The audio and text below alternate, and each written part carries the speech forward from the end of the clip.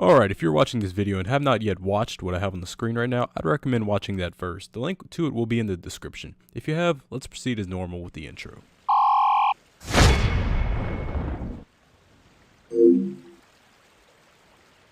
Hello everybody, how's it going? Welcome to the first real video that I've uploaded in the past months. This topic was actually something that I've had planned for a while. I just haven't had the chance to get to it. But due to some recent attention that I've obtained from a fellow YouTuber by the name of Rags, I decided to speed it up and expedite it while it was still fresh in everyone's minds and people's subscription feeds for those that were subscribed to them. Maybe to where they can get some dual input from two different sides.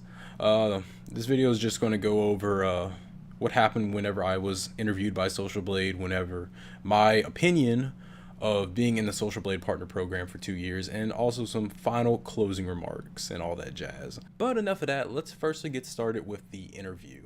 Okay, and as many of you should know, that this is the interview that I had with SocialBlade. It was from July 25th, 2016. Quick fact about the video. The interview was actually recorded in May, but it wasn't published until July. I wasn't amazed by the results, but I wasn't, put down by them either. Now, I have an interesting theory on why I think this video wasn't as successful as it was meant to be.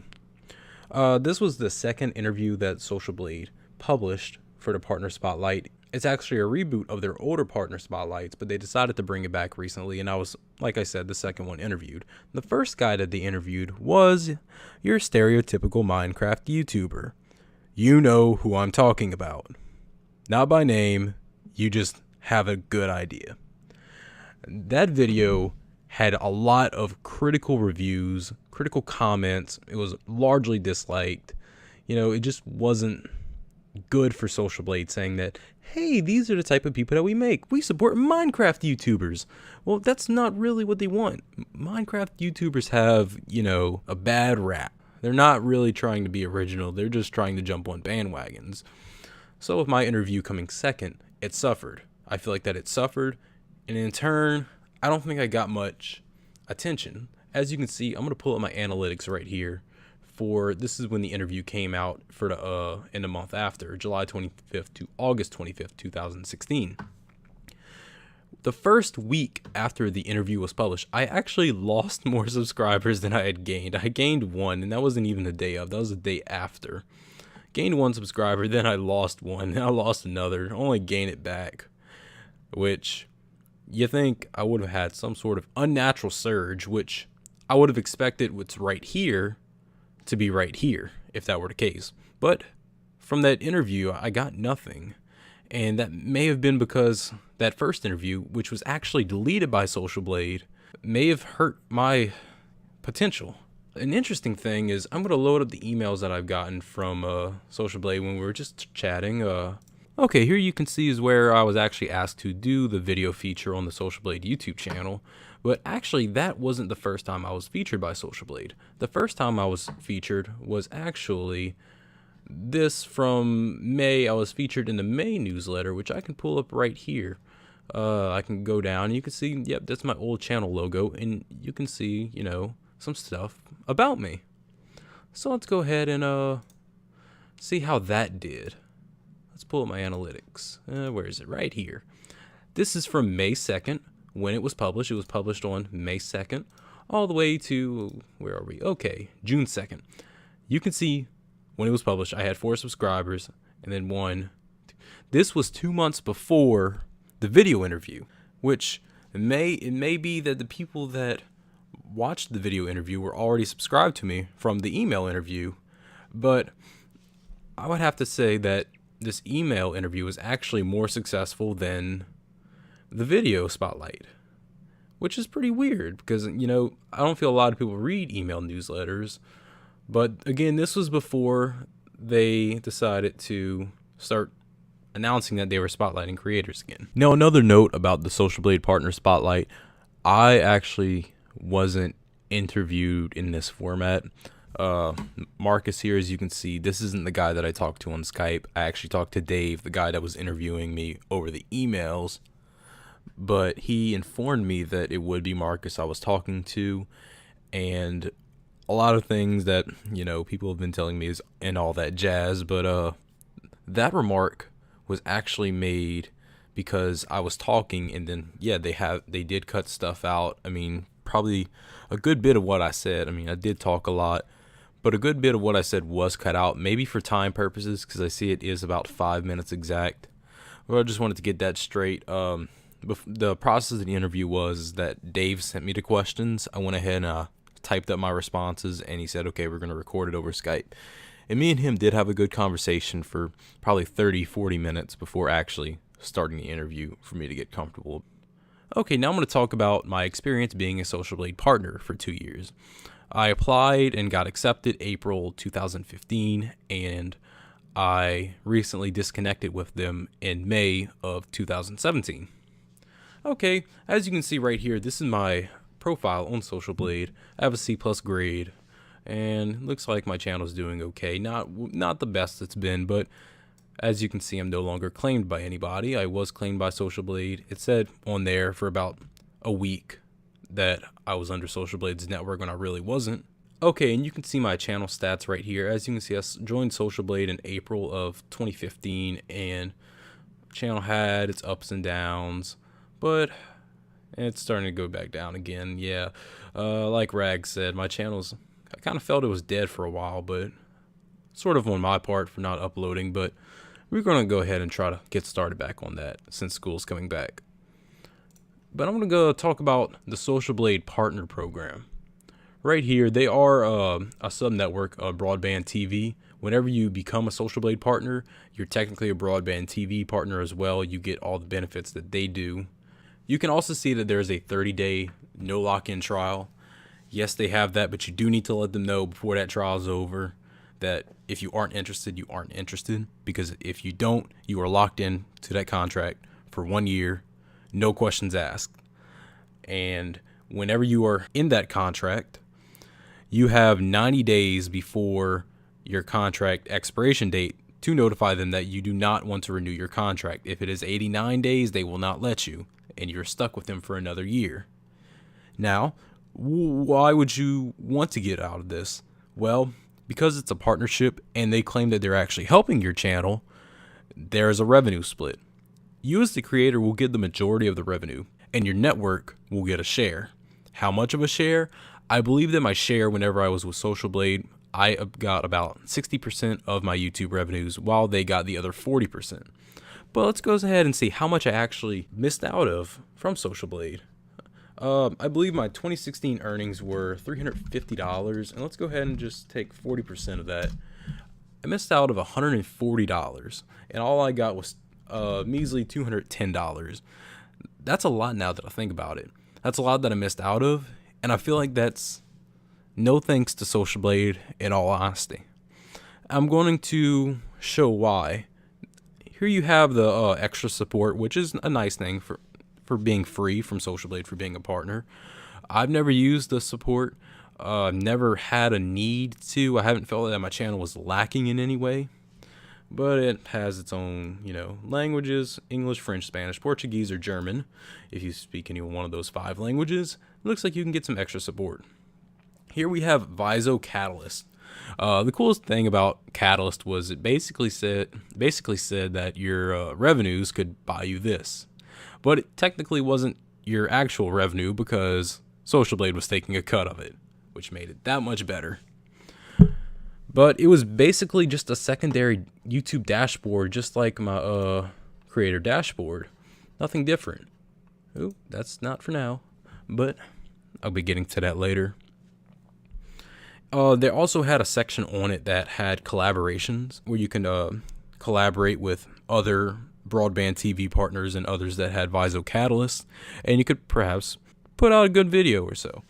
Whenever I tried to use the service, everyone on there was gamers. They just wanted to do collabs, maybe on Clash of Clans and Minecraft, and stuff that didn't really interest me. Now, if you're a gamer, like a hardcore gaming Minecraft, Clash of Clans, GTA YouTuber, and you want to collab with other guys, I mean, they just didn't seem professional. And those that did seem professional, they were doing things like IRL meetups, GFX, just stuff like that. I just felt like it wasn't really good. I don't feel I would have ever got any use out of it. So that was, you know, another negative, I'd have to say, neutral to negative. One thing that I did like about it was it said it ranked your video tags for you, and it showed you what kind of tags you could have added to make your video more relevant in search results. My video tags were pretty good. I was pretty good with my video showing up in search. So it was something that I really didn't need. But if you weren't sure, you know, you're not familiar with search engine optimization on YouTube and stuff, maybe that would be a good place for you to start helping to grow your channel and make your videos found more in search. And here we have the SocialBlade dashboard. This is actually free. The only benefit that you get is you can increase your limit to 50 channels in your favorite section, so you can basically stalk up to 50 channels and see how they're doing through SocialBlade and get your videos featured across the website. By featured across the website, they mean network. See this, they have this featured video, which actually my channel interview, my channel spotlight, was put right here for about a week whenever it came out. And the network video is just a random SocialBlade network member, their video. You hardly notice this. It said that my videos are featured about 150 times, but let's go ahead and see how many of those views actually came from SocialBlade. So let's check my analytics, and we're going to go to lifetime, and let's see if we can, all right, let's go to playback locations, or maybe traffic source, embedded in external websites and apps. Okay, so my lifetime, I got 3,426 views from external websites and apps. Let's see what websites. Oh, okay, that's my website, Reddit, Smoggin, Facebook, GBA Temp. Where the heck is SocialBlade? Oh, here it is. 47 views. 47, and that's for my entire channel's lifespan. 47. I've gotten more views from sites I've never heard of before than SocialBlade. 47 views, 48 watch time. I wonder if I can figure out how often they've done it. Yeah, and only 18 views from the US. So basically, anyone from these countries probably had no clue what I was saying. And that was me being on their network for 2 years, as well as being their featured creator, which for taking 40% of what I earn, that's not a fair share, in my opinion. It's not. If I could see that I was getting a noticeable increase in views, noticeable increase in interaction, noticeable increase in just the quality of my channel, and that they actually wanted my channel to become the next who knows what, this would have been worth it. But if to lose $140 in a year, that's just not worth it at all. And here we also have the SocialBlade partner Discord channel, and we also have the free sound library, which I never used because, you know, I got all of my audio from the YouTube Creator Studio. The Discord Hangout, I didn't like. They had a lot of users in it. There were maybe about 2 or 3 that were actually wanting to collaborate and doing, you know, good things. The rest of them were just shamelessly promoting their videos in the proper channels. Just wasn't a really good place to live, or not say live, but hang out. I had it muted. I got nothing out of it. It was a good thing for support maybe, but as far as actually growing your channel from it, wasn't a good idea. One thing that you don't see here is the SocialBlade forums. That was a forums website that was actually taken down a while back now. That was actually a somewhat okay site, but I believe what happened, it was either a security issue or a spam issue that they had one day, and they just decided to shut it all down for good. And they never brought that back, which kind of disappointed me. But I believe it was open to also non-partners as well. There was a partners only section I believe that they had. But, you know, that's about it for the SocialBlade partner benefits. Now, besides nearly dissing the partner program, I'd have to say that SocialBlade is a great website. I believe their Alexa rank is, yeah, and around 1,000. I mean, they've earned it. They're a great service for tracking your YouTube channel, your Instagram, your Twitch, and your Twitter. The live count's great, and it's fun to watch with bigger channels. I mean, not mine. I gain a sub once in a blue moon. It's good for seeing, look, I've grown 10% compared to last month and 222% for subscribers. It's good for comparing yourself to other channels and just seeing where you rank. But as far as the partner program, that needs a lot of improvement. But the main function, core of the website, that's doing great. So props to you, SocialBlade. Now, again, I feel like I'm dissing SocialBlade a lot, but I still want to say how much I felt honored that they gave me the opportunity to be one of their featured creators. I was very optimistic about it, and unfortunately, the results weren't great. But again, you still have to feel good that they chose you out of all of their partners. But, it's a bittersweet thing. Okay, some final thoughts. This video was actually a nice video. I liked it. It talked about being YouTube frauds, being fake, tricking your viewers into subscribing to you and to becoming quote unquote loyal just so you can be the next PewDiePie. Rags goes on to talk about paid views and paid subscribers, and that's not going to get you anywheres. You need real organic views and real organic subscriptions in order to become a relevant YouTuber. Paying for them is just going to get you nowheres other than flagged by YouTube and your account eventually shut down. But whenever I saw this video, one video that came to mind was this video that I made in January. This was a very popular video, as you can see by its historical data. Can't zoom in on it, but it had a good surge of views in the first month of it being published.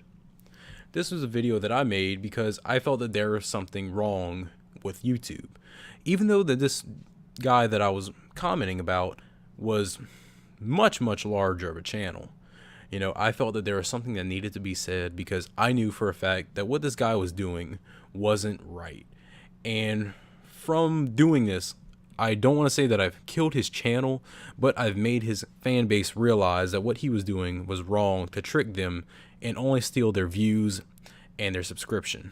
Which, not saying that, subscribing is free. Subscriptions don't really count for YouTube. I hardly subscribe to anybody. I subscribe to only those who I want to get good updates from.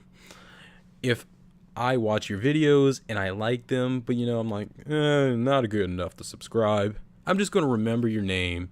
And let's say I'm searching through YouTube and I see your name come up, I'll go ahead and give it a shot because, this dude makes some good videos. Not to assume genders or anything, but I found that this video, along with Rags' video, they kind of connected because, they just wanted the truth. They wanted YouTube to be a good, honest, fair playing ground. And I'm glad that someone else is actually standing up and showing people, look, you can do it the right way. You can make it doing it the right way. Because look, over 500 people liked this video. I believe that that's my most liked video. It's not even my most viewed. It's just my most liked. And people were just so much in doubt, he didn't know what to say. He just called me ugly. That was pretty hilarious, let's just say. But, these people were let down and didn't know what to say other than calling me ugly. But deep inside that they knew that this guy that they've been watching, thinking that he was doing something that no one else could, was a fraud. Alright, I think that's enough ranting for today. If you like this video, I also want you to check out Rags' video. Like I said before the intro, the link to it will be in the description.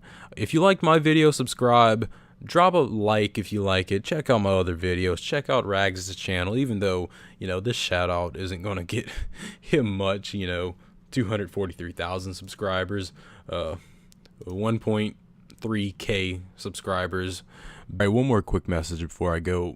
Recently, I have actually opened a Twitter account. The username is @JerryDaMathlete, not the THE, but DA. All one word. Link to it will be in the description, of course. This is going to be not only my personal account, but it will also be more things related to my YouTube channel, like video updates and other miscellaneous things. So if you have some free time, I would advise you checking out the Twitter account. Other than that, have a great day, people. Signing out.